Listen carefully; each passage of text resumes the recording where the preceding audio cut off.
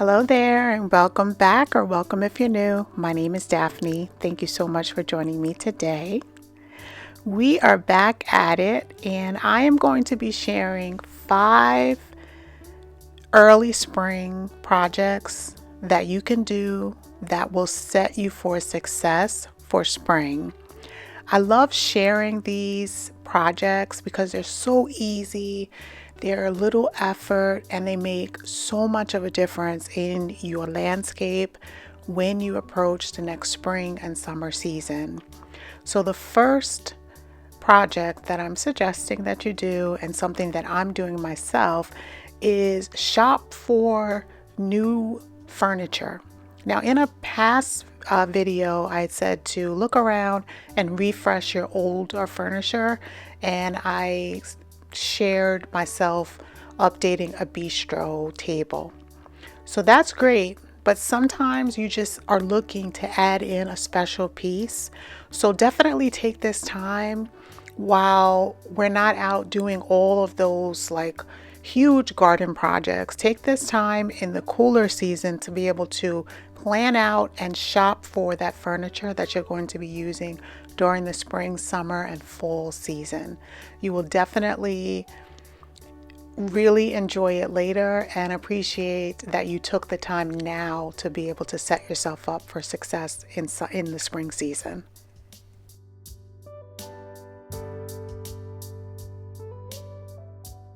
Towards the end of the video, I'm going to be sharing some projects that I haven't done in the past and that I am going to start doing in the next week to 2 weeks.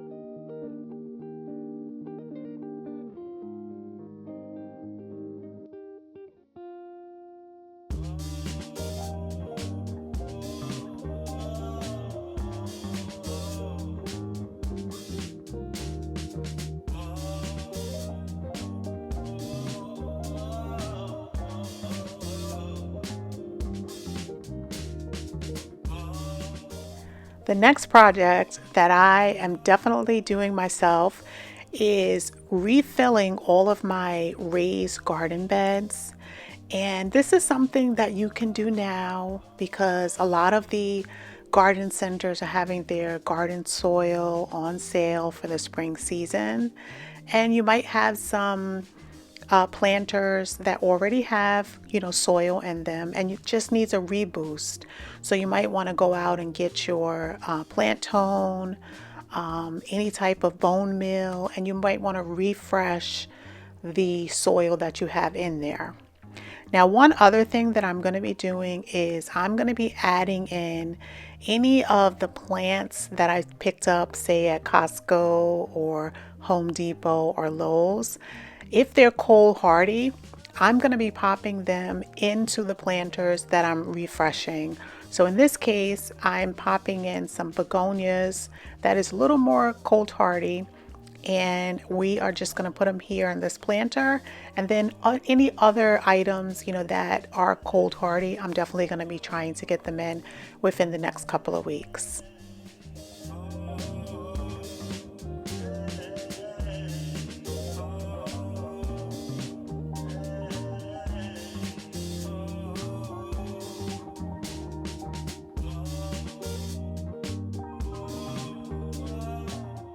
If you have any other projects that you normally do during this time of the season, leave them in the comment section so that we can all get some inspiration from your projects as well.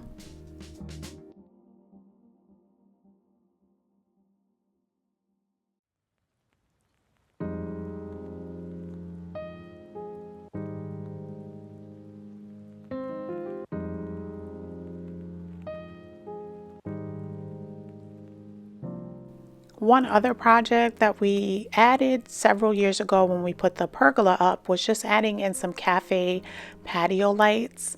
And it doesn't have to be, to a structure. You can just string them across. They sell like metal poles that you can attach cafe lights to. If you have any type of trees, you can string them across.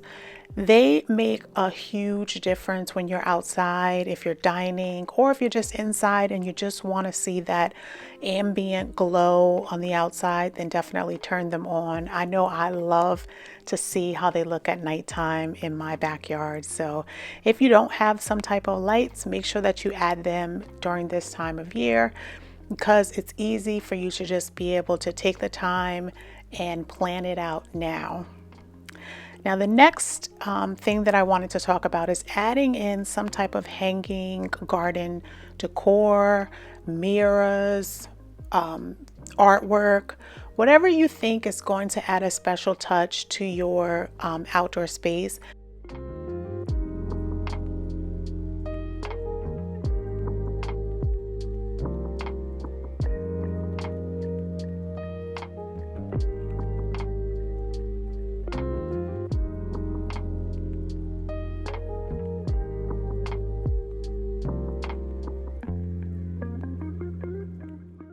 Now, the next thing is I am always on the hunt for bargain plants.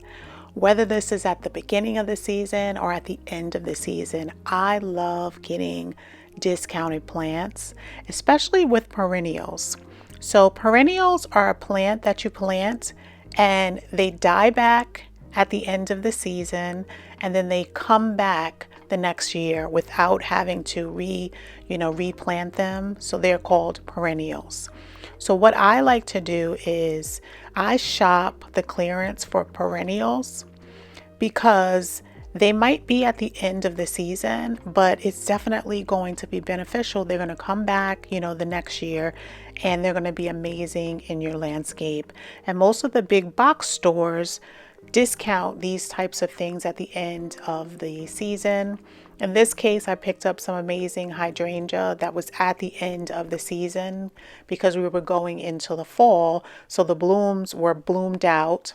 So I picked them up for $9.98. Now, these original hydrangeas were priced at $24.98, and these are considered shrubs. They're hydrangeas. They come back in the early spring, and I absolutely love them, and I'm going to enjoy them for this next season. Now, the next combo project is going to be planning out my new bed. So this actually piggybacks on the bargain plants. The reason being is I'm taking advantage of all of the boxed and tuber and bulbs that the big box stores have this time of year, so that you can get them in a box form. You can get plants anywhere from 1 all the way up to like 7 inside of one package for a very reasonable price. So I picked up a bunch. I'm out here today and I just want to lay them out and see how we're going to be putting them in. Now, this is going to be dictated by the heights of the plants, what I have in the area right now, and I'm trying to have a cohesive color scheme. So I have some beautiful plants that I'm definitely going to be adding, and then I have an assortment of seeds that I want to start as well.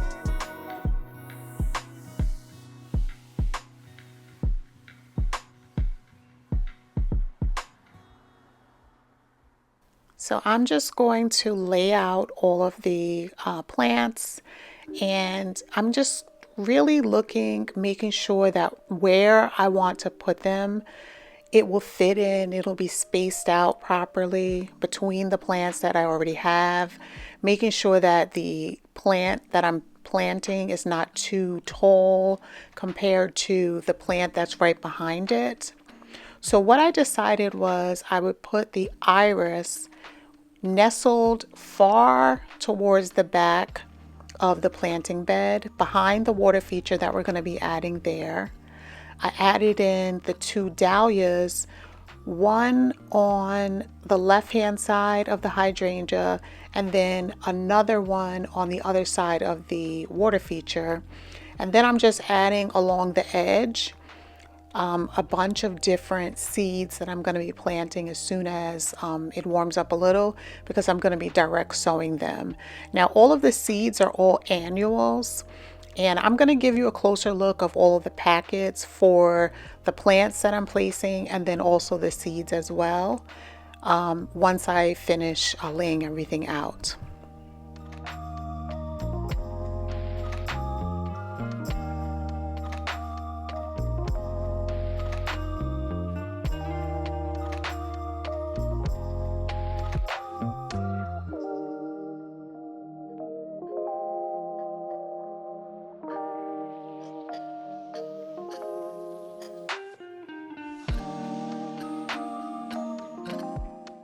So we're going to take a closer look at this dahlia.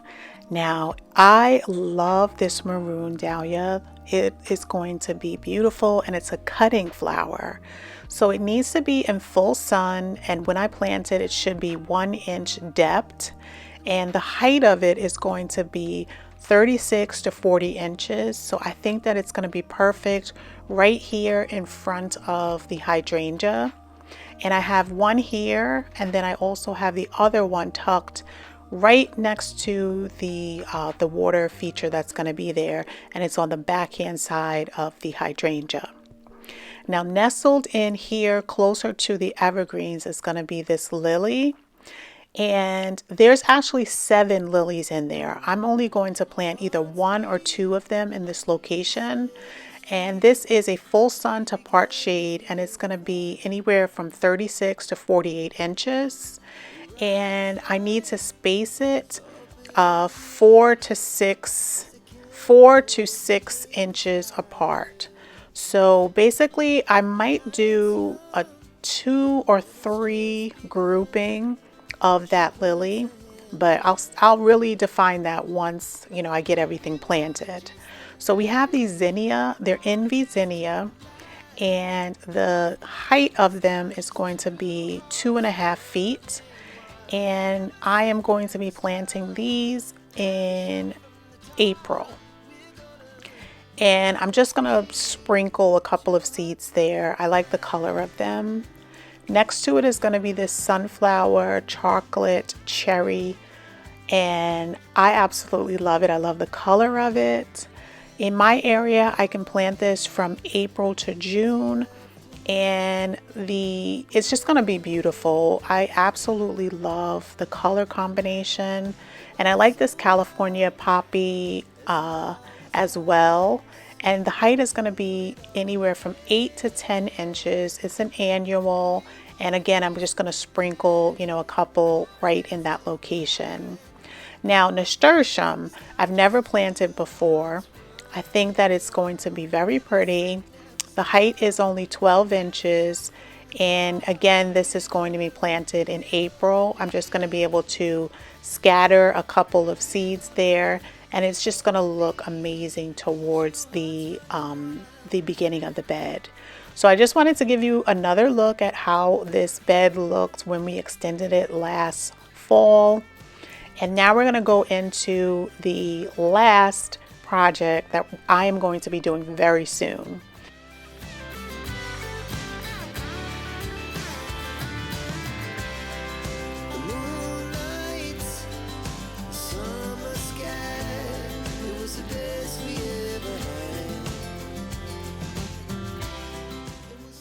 That is, I'm going to be filling in all of the cracks in this walkway. So this is the walkway right up to my door. It sort of meanders around. I love it. It's a herringbone paver, and then it has the soldier's courses of the pavers on the side, and it has the two-tone. So I picked up some polymer sand, and I am going to be, within the next week to 2 weeks, I'm going to be using this Easy Sand polymer sand, and I got it in color gray because I wanted it to be a darker color so that the pavers really popped. So it's going to be my first time ever doing this. So I'm going to make sure that I, follow all of the very detailed directions that is on the back of the box. And I picked up 2 containers of this. These are 40 pounds. So I'm going to be using this on the walkway. And then I have other areas. I know I'll probably use it on the driveway and then in a portion on the patio in the back.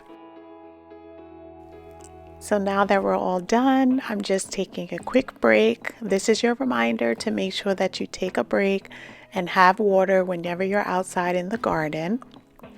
I just want to thank you so much for joining me today. I hope that you found this video inspirational, and I hope that some of these projects resonate with you and that you will be getting a jump start on your spring season. I want to thank you again for watching. I hope that you have an amazing week ahead and have a blessed day, and I'll see you back here next week.